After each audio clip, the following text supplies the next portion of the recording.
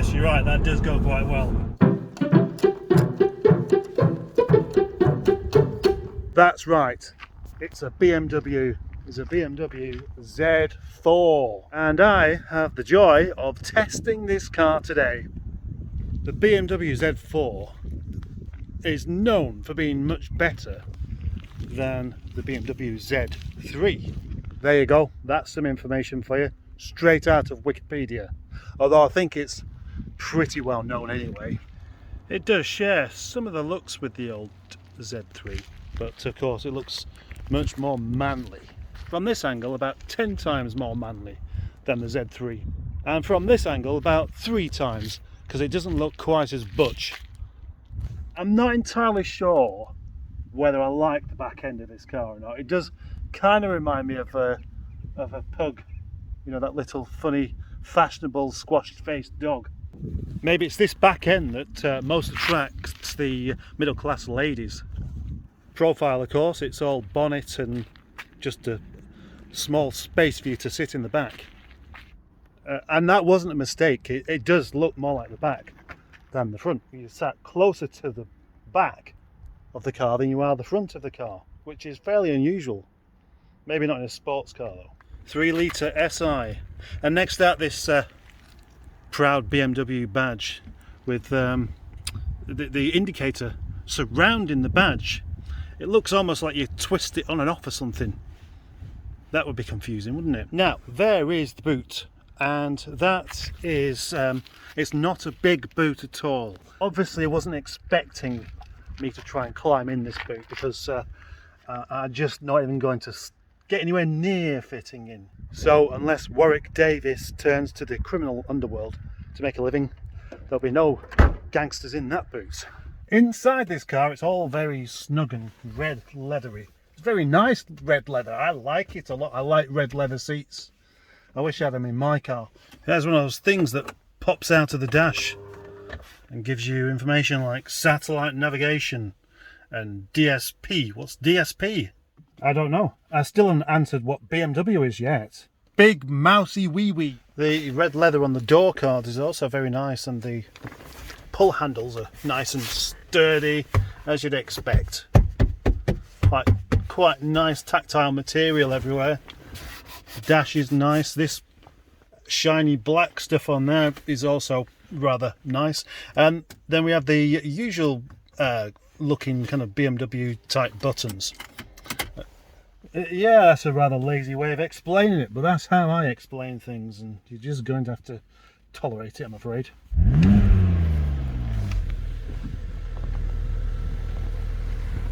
It's not a family car by any means.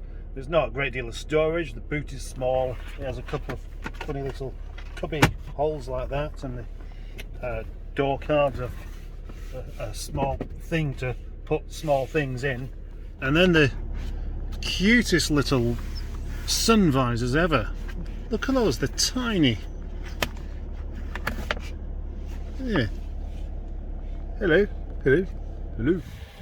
It does look a lot better with the roof down, I think. You can see the interior better as well. The only thing is, I was going to put the roof back up, but it doesn't seem to want to go. So, that's a bit curious. Impressive turning circle, actually.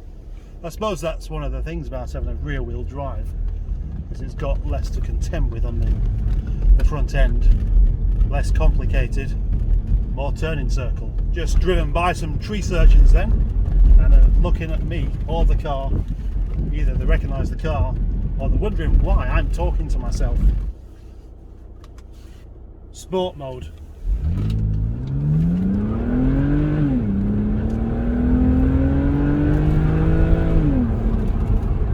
Yes, you're right, that does go quite well.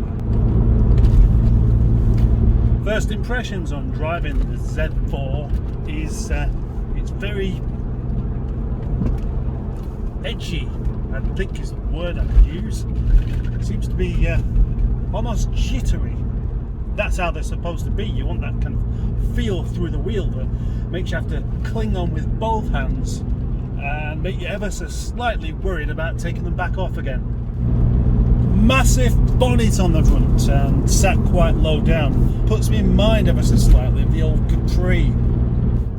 I think it would be a bit of an insult to BMW to suggest that they're similar drive though, because they're definitely not.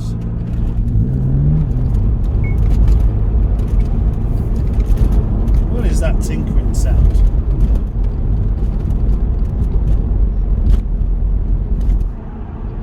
Yes, very nimble. Now the steering does pull you around a little bit, as I've just said. There are any bumps in the road. Some cars will kind of iron out these bumps everywhere and give you maybe a bit of a numb driving experience. That's possibly what you would call it. The steering wheel itself is actually very nice to hold because it's quite chunky and it's soft, a nice soft leather with lots of padding in it. I like that. The seats are supportive and, well, very comfortable. I can imagine going on a long drive with this and it being perfectly good. And the suspension's not too hard, so that you can't just enjoy it. I'm not having my face rattled off.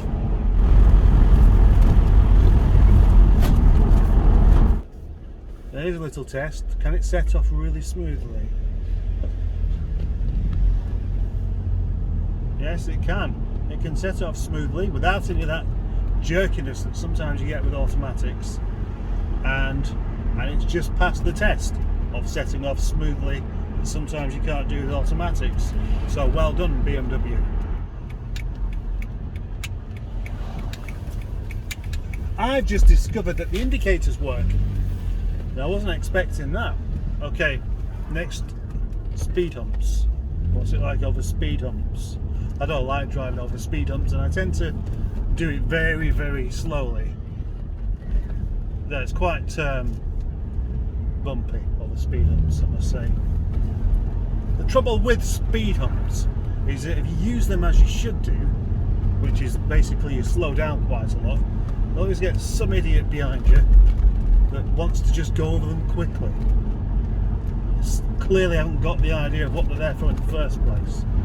I was just about to take this car back to its owner, but then I thought, well, hang on, I'll just go a bit further, because I haven't tried out the gearbox control on the steering wheel. So that I'm in drive, and as soon as you press one of the buttons, it starts doing it manually for you. What are you shouting at?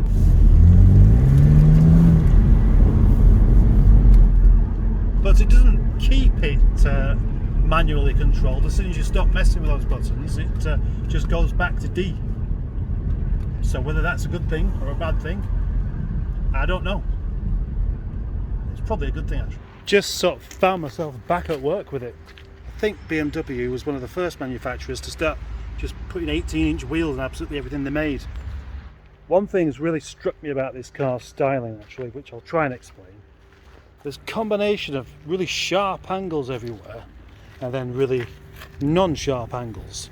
It's kind of very, very masculine, and then in places very, very feminine. Masculine. Feminine. Masculine at the front, feminine at the back. It's a proper cross between man and woman, this car. Maybe it's to appeal to both. Or maybe this is the first transgender car. See how long the bonnet is compared to the rest of the car. But look how big that engine is. It looks huge. That's the thing about straight six engines. They take up loads and loads of space. So BMWs need these big bonnets just so they can have an engine in them. As I remember, the 3 litre straight six is about 240 brake horsepower. But I'm not even going to look it up. That's probably what it is. More feminine bits. These bits here, neither male or female. More robot.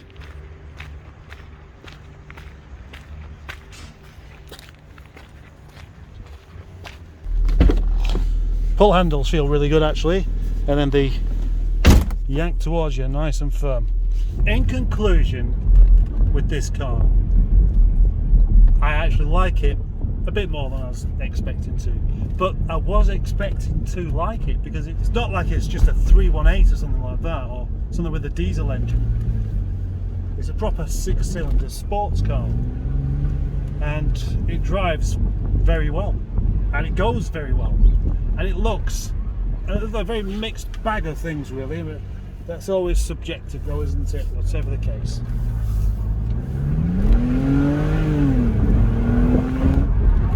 The thing is, I was expecting to feel a bit self-conscious and silly in a drop-top car like this, being as I'm a middle-aged man with a beard and too much hair for my own good, but it almost suits what I look like.